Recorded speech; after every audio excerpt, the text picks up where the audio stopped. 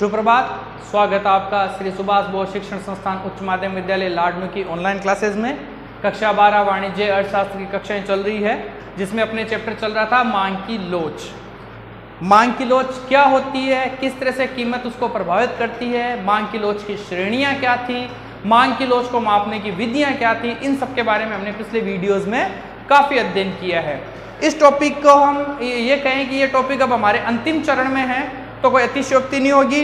आज हम बात करेंगे मांग की लोच को जो प्रभावित करने वाले घटक है उनके बारे में, या मांग की लोच को कौन निर्धारित करते हैं, कौन से घटक है जो निर्धारित करते हैं, उनके बारे में हम आज बात करेंगे। हालांकि जो मांग की लोच को प्रभावित करने वाले घटक थे वो पिछले चैप्टर में हमने पढ़े भी थे, लगभग उसी टाइप के हैं। वो किस तरह से प्रभावित करते हैं उनकी बात करते हैं। तो सबसे पहला घटक है वस्तु की प्रकृति। देखो, अगर हम वस्तुओं का वर्गीकरण करने बैठे तो हमारे लिए अलग अलग प्रकार की वस्तुएं होती है। सामान्य तौर पर 3 प्रकार की वस्तुएं होती है। एक वस्तु जो आवश्यक है, आवश्यक किस्म की वस्तु है। दूसरी वस्तु जो सामान्य तौर पर आरामदायक के लिए वस्तु होती है, और तीसरी होती है विलासिता की वस्तुएं। इन तीनों प्रकार की वस्तुओं के लिए मांग का प्रभाव है वो कैसे पड़ता है। आवश्यक वस्तुएं होती है, उनका मांग की लोच है वो इकाई से कम होती है। इकाई से कम मतलब कीमतों में कोई भी परिवर्तन हो, उस मांग में हम उन वस्तु की मांग में हम परिवर्तन नहीं कर सकते। जैसे अनाज है, आवश्यक दवाइयां हैं, उनकी मांग है वो कैसी होती है, वो हमेशा ही कैसी होती है, इकाई से कम लोचदार होती है। या ये कहें ये इनकी मांग है वो बेलोचदार होती है। क्या होती है? बेलोचदार। भाई सिंपल सी बात है, कोई टाइम ऐसा था जब गेहूं है वो 20 रुपए किलो मिल रहा था, हम उपभोग कर रहे थे। आज गेहूं है वो 25 रुपए किलो मिल रहा है, तो क्या हमने उपभोग बंद कर दिया या कम कर दिया? नहीं, उपभोग तो वही रहता है।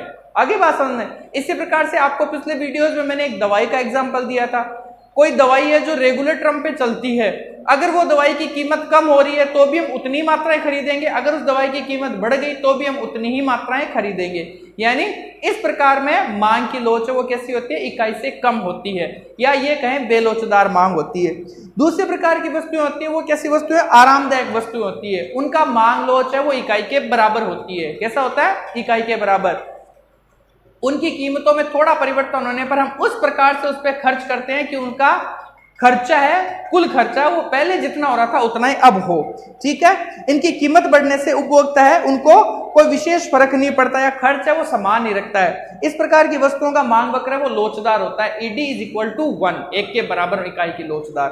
उदाहरण के तौर पे हमने एक उदाहरण देखा था पानी की बोतल का। अगर पानी की बोतल है वो 10 रुपए की आ रही है तो हम 40 खरीद रहे हैं तो 400 रुपए हो रही है। पानी की बोतल है वो अब 8 रुपए की हो गई तो हम 50 खरीदेंगे।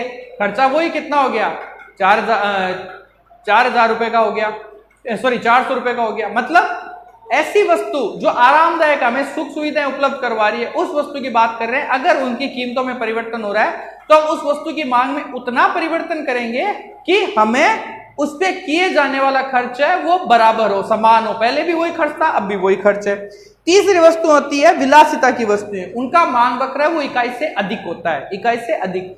जैसे ये आपके एसी, कूलर या लग्जरी गाड़ियां, उनकी बात करें, उनकी कीमतों में थोड़ी सी परिवर्तन होने से उनकी मांग में बहुत ज्यादा परिवर्तन होता है। मान लो कोई बहुत लग्जरियस कार है, उस कार की कीमत है वो मान लो 8 लाख है, और आपका बजट है वो 7, 7.5 लाख के आसपास तक का है। आपने छोड़ दी, जैसे उस कार की कीमत 7.5 लाख हुई, आपने उस कार की मांग कर लिया, आपने वो कार खरीद ली, तो मांग वक्र है वो क्या होगा, कीमत में थोड़ा सा परिवर्तन होता है, आपने मात्राओं को बढ़ा दिया, तो इसका मांग वक्र है वो इकाई से अधिक होता है।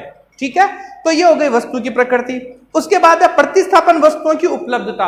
प्रतिस्थापन वस्तुओं की उपलब्धता, अगर किसी वस्तु के प्रतिस्थापन वस्तु उपलब्ध है तो संबंधित वस्तु है उसकी मांग क्या होगी, लोचदार होगी। मांग कैसी होगी, लोचदार।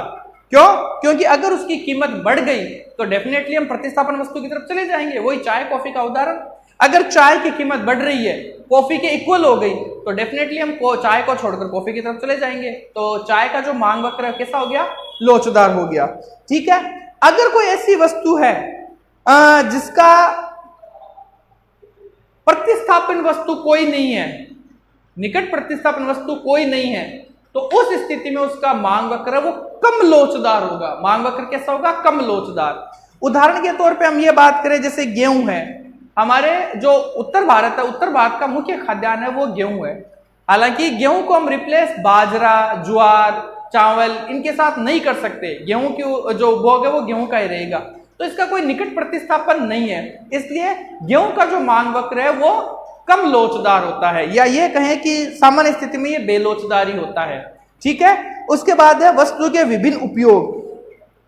अगर वस्तु के विभिन्न उपयोग होते हैं, ठीक है, तो उस प्रकार के वस्तुओं में हम मांग वक्र कैसा होता है, लोचदार होता है। मांग वक्र कैसा होता है, लोचदार होता है।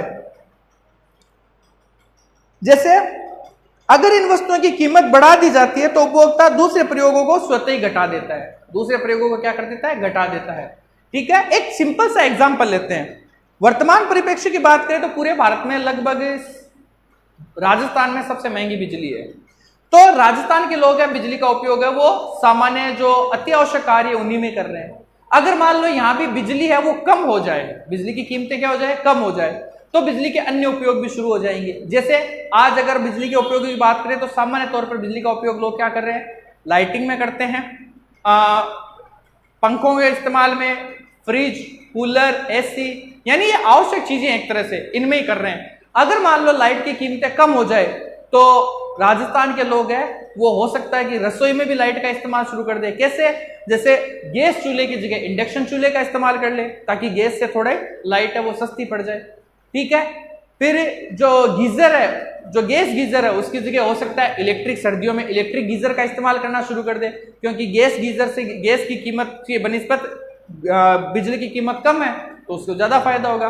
तो अगर किसी वस्तु के विभिन्न उपयोग है तो उसका मांग वक्र कैसा होता है, लोचदार होता है।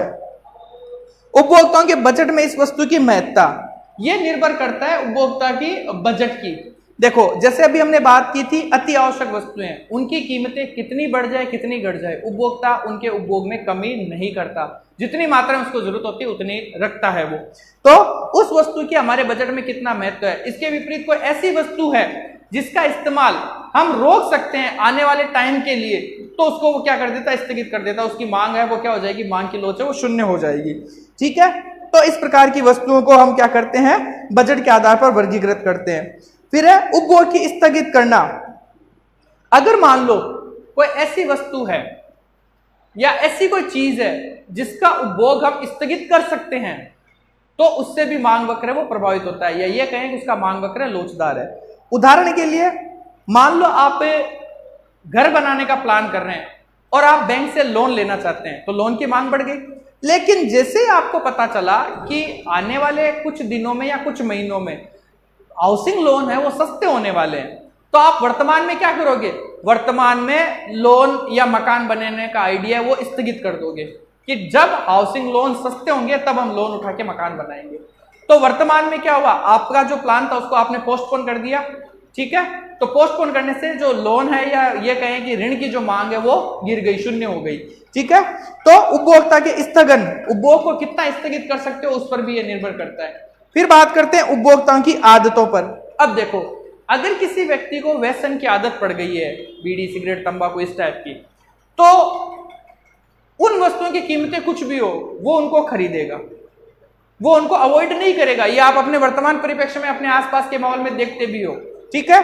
तो उपभोक्ता की आदत है वो भी मांग वक्र को प्रभावित करती है। अगर उनकी कीमतें कम होगी, डेफिनेटली उन चीजों की कीमतें कम होगी तो मांग क्या कर देगा, वो ज्यादा कर देगा। लेकिन हमें पता है इन चीजों की कीमतें बढ़ती जा रही है, लेकिन फिर भी वो अपने उपभोग में कमी नहीं करता, उपभोग में कमी नहीं करता। ठीक है। तो जो मांग वक्र है, ऐसी स्थिति में मांग वक्र कैसा हो जाएगा, बेलोचदार हो जाएगा। कैसा हो जाएगा, बेलोचदार। ठीक है। तो उपभोक्ता की आदतें हैं वो भी निर्भर करती है। उसके बाद समयावधि, अगर किसी वस्तु का उपभोग अल्पावधि है तो उसका मांग वक्र कैसा रहेगा, बेलोचदार। किसी वस्तु की जो समयावधि वो कैसी है, अल्पावधि है। जैसे दूध है, सब्जी है, मांस मछली है, इनकी अवधि क्या होती है, अल्पावधि होती है, तो इनका मांग वक्र कैसा होता है, बेलोचदार होता है। अगर कोई ऐसी वस्तु है जिसका उपयोग या ये वो कहें कि टिकाऊ किस्म की है, दीर्घ काल तक चलेगी, तो उसका मांग वक्र कैसा होगा, मांग वक्र लोचदार होगा। उसका मांग वक्र कैसा होगा, लोचदार होगा, क्योंकि हो सकता है कि आने वाले समय में उसकी मांग है वो कम ज्यादा हो जाए, तो समयावधि है वो भी क्या करती है, मांग की लोच को प्रभावित करती है। तो इस प्रकार से हमने मांग की लोच क्या होती है, मांग की लोच को किस प्रकार से डायग्राम पे लेते हैं और मांग की लोच की श्रेणियां कितनी हैं, उन श्रेणियों को मापने की विधियां कौन कौन सी थी और मांग की लोच को प्रभावित करने वाले तत्व कौन कौन से थे, इन सब के बारे में अध्ययन किया। ठीक है, और आपकी मांग के लोच का जो चैप्टर है वो कंप्लीट हुआ। इसको अच्छे से आप रिवाइज कर लो, जो होमवर्क है वो आपको बता दिया जाएगा। आज के वीडियो में इतना ही।